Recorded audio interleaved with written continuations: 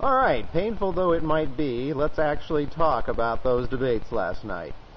Well, like probably a lot of you who watch this channel, I tuned in to see Sarah Palin fall on her face and was disappointed when she failed to do so. Well, actually, perhaps she did so, but I doubt if anybody noticed. Because one of the things I realized that I need to do when I watch the debates is kind of forget everything that I know and just sort of look at the candidates and see who seems to be more believable. And I mean, Biden, I think by certain standards, seemed like he was very credible. He stood very straight and tall. He had lots of points. He numbered them. And basically, did that whole classic Democratic, I'm a wonk and I know more about this topic than you do sort of thing. And the Republicans did the kind of the same game plan that they've had since Reagan, which was the kind of, aw, shucks, those sure are a lot of numbers you have there. I don't know about all that, but what I know is that you got to do X, and usually X is give a tax cut. By the way, let's first, before we get into the whole tax cut thing, let's look at what Sarah Palin actually got to say in the debate. A couple of the highlights for me were, both her and Biden got to talk about, their kids, potentially being in Iraq. You got to put a human face on the war and say, hey, I'm willing to have the courage of my convictions. I'm willing to sacrifice my own child on the altar of this stupidity. Aside from that, Sarah Palin got to call Obama on, voting to cut off funding for the troops a couple of times. That was rebutted by Biden and said that McCain did it. But I mean, once again, if you're both kind of slinging mud in this way, that's something I think that people are going to be more willing to believe of Obama than they are of McCain. And because they're more willing to believe it, just introducing it and having them both say it, it's not going to end up being a wash. It's going to actually end up being a plus for McCain because people will believe that Obama would cut funding, whereas they won't believe that McCain will. Let's see. What else did they talk about that I thought was going to be important, once again, on this kind of visceral, emotional level? I thought that the bit that, Biden did about, knowing what it was like to manage a family on his own was actually probably the highlight emotionally for him. But I don't know, there was just so much of that kind of, shucks, I know how you feel stuff coming out of Palin. I know what it's like, to try to raise a family and to make ends meet and blah, blah, blah, blah, blah, And she was just playing from the GOPAC memo a whole lot better than Biden was. He wasn't emotional except for that tiny little bit. And to be fair, Biden had a really, really tough job last night because he had to kind of take the battle to them. He had to, demonstrate that she was unqualified, but he had to do it in a pleasant manner that nobody would take as him bullying her or anything like that.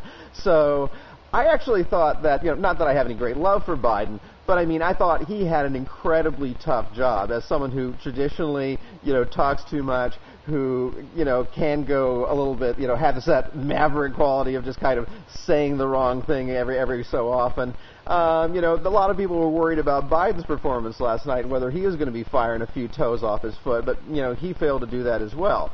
So overall, I think it was, fairly disappointing for everybody in terms of anybody who wanted one of the candidates to screw up. Well, they didn't screw up, not in any kind of obvious way. And one last thing I wanted to mention, though, was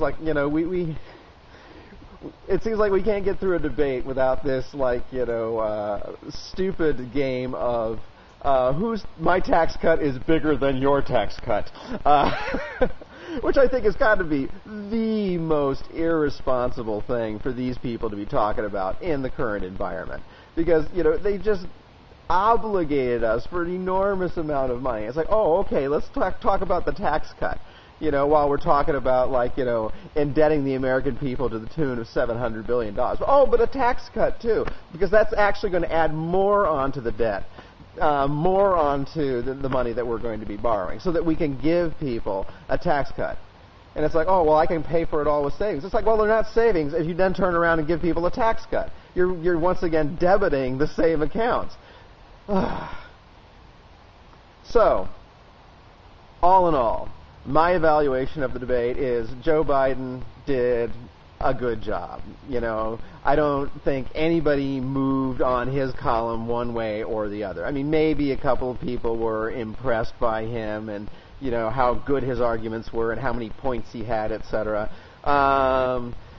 and moved over into his column. But I imagine that kind of movement is fairly small. I think the people that I was most concerned about in the debate, actually, it's not going to go well. Because I think there were a lot of people who tuned in to see whether Sarah Palin was an absolute and complete moron, and obviously so. And then there were other people who were probably tuning in to see if she was some kind of Bible-waving evangelical who would, basically be speaking in tongues behind the lectern at some point. And I would do that if I had any idea what it looked like. Thankfully, I don't. So I think those two people, when they were tuning in last night, they basically looked at Sarah Palin and said, what's the big deal? I mean, she sounds fairly reasonable. People who are really worried about, her crazy religious beliefs, because they didn't come out, and she was hardly challenged about them at all in the entire debate. I don't think they were going to be too upset with what they saw either. One thing I think, though, that gets clearly demonstrated as part of last night's proceedings is that we have a totally broken debate system in general. And why is it broken? Because it's a privately managed corporation between the Democrat and Republican Party. There you go.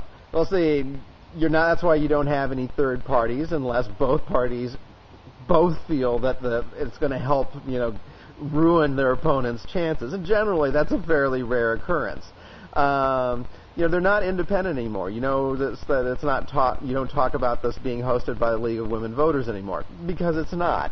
It's a private corporation hammered out between the Democrats and the Republicans because they didn't like the fact that the League of Women Voters would occasionally allow third-party candidates to get in on the proceedings and would ask tough questions and not have the candidates get to manage every aspect of the debates to their personal satisfaction. And as I mentioned in an earlier vid, I think we absolutely should require a certain number of debates. The candidates should have no control over these debates whatsoever. No choice over the format, no choice over the length of the debates, no choice over where they are or whether they attend. Because I think I would even make it so serious that if you refuse to attend the debate, that you would immediately get taken off the ballot. So I think the power is all the wrong way. I mean, why do these candidates get to decide when and where and what kind of debate they have? Shouldn't we, the people, be telling our public servants when and how they should be debating and for how long, etc.? I mean, this should not be their decision in any kind of real democracy that has teeth and is a healthy country. So there's my rant about the debate. Useless, depressing, disappointing, and I don't know what else to say. It's Zach Elliott, and you can certainly feel free to argue.